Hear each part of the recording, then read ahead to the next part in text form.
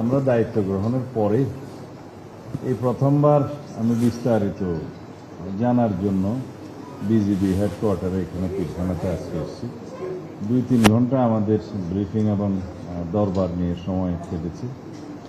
বিজিবির বিভিন্ন কার্যক্রম, আমাদের বর্ডার আউটপোস্টে কী কী আমাদের সফলতা আছে, কয়টা সেক্টর আছে, কয়টা ব্যাটালিয়ন আছে, কি জনবল আছে, কি আমাদের চাহিদা আছে, কি উন্নয়ন করতে হবে এবং আমাদের প্রযুক্তিগত কি কি উন্নয়ন প্রয়োজন, বর্ডারে আমাদের প্রযুক্তির মাধ্যমে কিভাবে আমাদের সীমান্ত প্রহরা নিশ্চিত করতে পারি এবং ইনফরমেশন আমরা কালেক্ট করতে পারি, সেই ভিত্তিতে আমরা অ্যাকশন করতে পারি।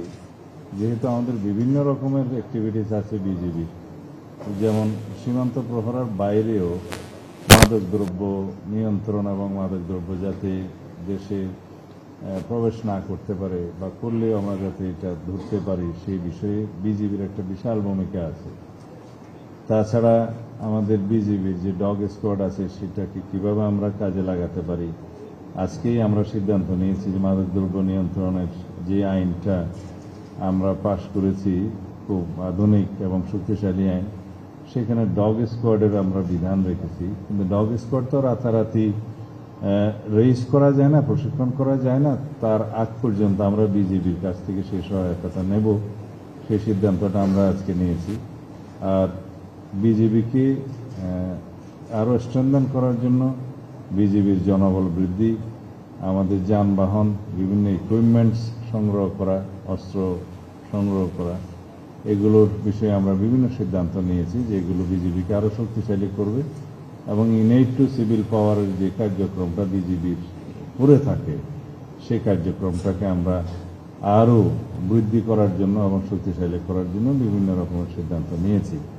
বিশেষ করে দুর্যোগ মোকাবিলায় বিগত কয়েকদিন আগে সাম্প্রতিক যে বন্যায় বিজিবি যে ইনেট টু সিভিল পাওয়ার সহযোগে স্বতঃস্ফূর্তভাবে তারা যে কার্যক্রম করেছে এবং ড্রোনের মাধ্যমে যারা ত্রাণ সামগ্রী যেখানে পৌঁছানো সম্ভব নয় সেখানে পৌঁছিয়েছে আর উদ্ধার কার্যক্রমে অংশগ্রহণ করেছে, সেটা খুবই প্রশংসিত হয়েছে দেশব্যাপী।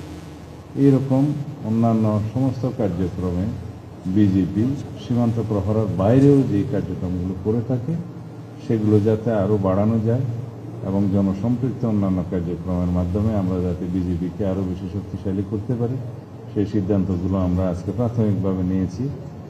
আর যেখানে যেখানে আর্থিক সংশ্লেষ আছে উন্নয়নের জন্য বিজিবির যেটা অফিসিয়াল ক্যাপাসিটি বাড়ানোর জন্য, প্রশাসনিক ভবন নির্মাণের জন্য, আর স্বাস্থ্যসেবার দিকে হাসপাতালের শক্তি বৃদ্ধির জন্য এবং চিকিৎসক নিয়োগের ক্ষেত্রে, নার্সেস নিয়োগের ক্ষেত্রে বিভিন্ন বিষয়ে আজকে আমরা জানতে পেরেছি।